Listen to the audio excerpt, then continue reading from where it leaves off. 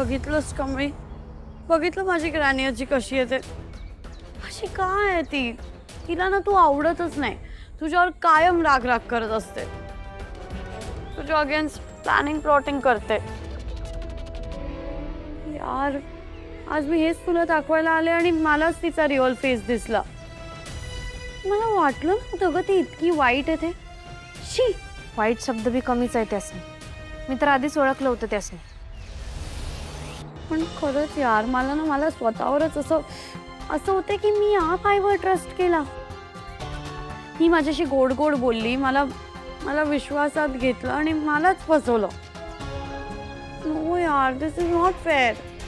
मी अन्नपूर्णा आजीला आजपर्यंत मॅड आजी बोलत होते. तरी मॅड आणि फ्रॉड ते ग्रॅनी आजी आहे. You know what? नाही, असं नाही चालणार. अरे ती आपल्या दोघांना सरळ मारायला चालली. शी इज किलिंग अस टुनाइट. हे सगळं असं उलट कसं होतं? कडू आजी किती डेंजर निघाली. असं नाही चालणार. आपल्याला काहीतरी करावंच लागेल. मी नाही हे होऊ देणार. नाही, आपण ना त्या ग्रॅनी आजीचा पडदा फास्ट सगळ्यांसमोर करायचाच. असंच करूया. असं बी खोटं कधीच जिंकत नसतंय. Kamali, I have a plan. Granny आजी आज आपल्याला मारायचा प्लॅन करते ना? ठीक आहे, करू दे. आपण पण एक काम करू. ती फेक कमी येईल ना, मी तुला आवाज देईन, काहीतरी साईन करेन, तू आसपास राहा. ती आल्यावर तू पण ये आणि तिला ना पकडून घे.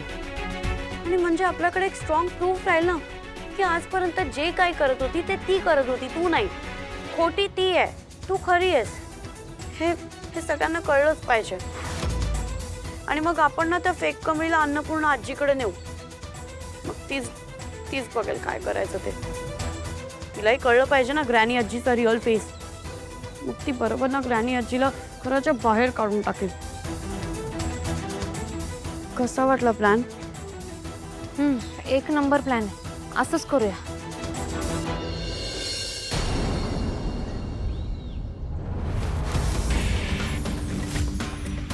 Thank you so much Kamali. You know what, तूच माझी रिअल बेस्टी आहेस. ना आधीच यायला पाहिजे होतं. मग हे सगळं झालंच नसतं. सगळं किती सॉर्टेड असतं. अजून बी काही येळ गेलेली नाही. तू आता सुधारलेस की नाही? मग झालं तर मी हाय तुझ्या संग. हे बघ, आपण आतापासून कधीच वेगळं नाही व्हायचंय. तुम्हाला कधीच सोडून नाही जाणार. प्रॉमिस कर. Promise me. नाही जाणार तुला सोडून. प्रॉमिस. आणि किती नाटकं करशील का? अजून किती फसवायला बघशील मला? कसं समजवू तुला का तू मला नाही स्वतःलाच फसवतेस? ग्रॅनी आजी, आज मी खूप खुश आहे. सगळ्या त्या कमीला खूप हुशार बोलतात ना. आज मी तिला उल्लू बनवून टाकलं. काय सांगितलंस तू तिला? नाही, म्हणजे आपण जो प्लान ठरवलेला आहे त्या प्लानमध्ये ठरल्याप्रमाणे ती कमळीमध्ये येणार आहे ना? अगं ती इतकी स्टुपिड आहे. ती माझ्यासाठी अटॅक असा स्वतःवर घ्यायला पण तयार आहे. आणि त्यामुळे आता ती फेक कमी माझ्यावर अटॅक करेल, मग ती मध्ये येईल, मग तू तिच्यावर अटॅक कर. म्हणजे सगळ्यांना काय वाटेल, तू मला वाचवायला हे सगळं केलं.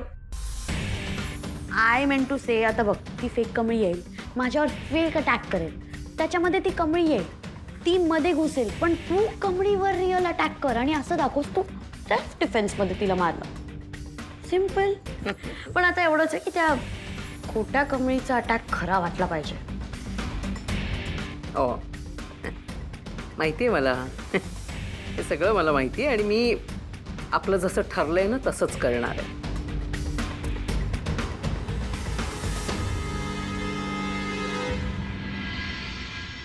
बघायला गेलं तर अनिका हे जे काय करायला त्यात तिची काही बी चूक नाही.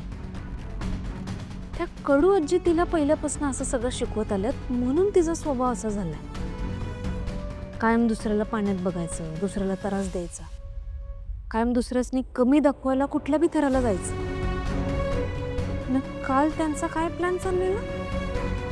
दुसऱ्याला ठार मारायचा. काय म्हणावं याला? कामिनी आजीला मला मारायचंय. खरं त्यात आपल्या नातीचं काय बरं वाईट झालं तरी बी चालतंय. छा.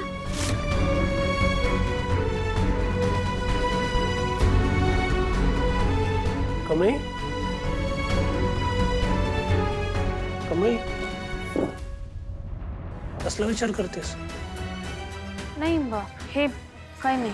काही नाही तू अशी नुसतीच शांत बसत नाहीस. कसला विचार करतेस सांग. सर मी काय करू?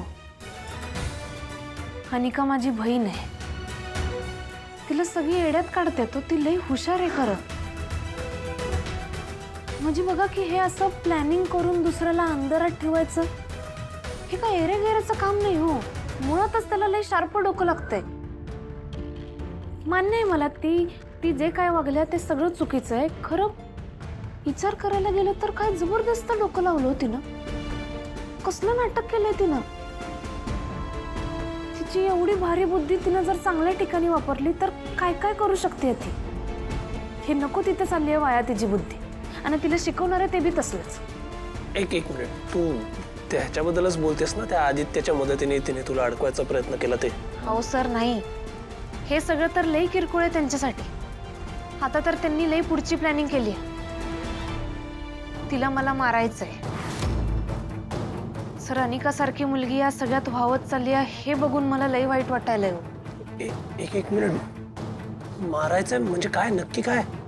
सर तिला असं वाटतंय का मी मधी मधी येतोय त्यांच्या.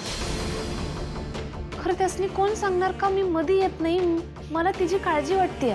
तिला वाचवायचा प्रयत्न करतोय मी. कमळी, सावर स्वतःला.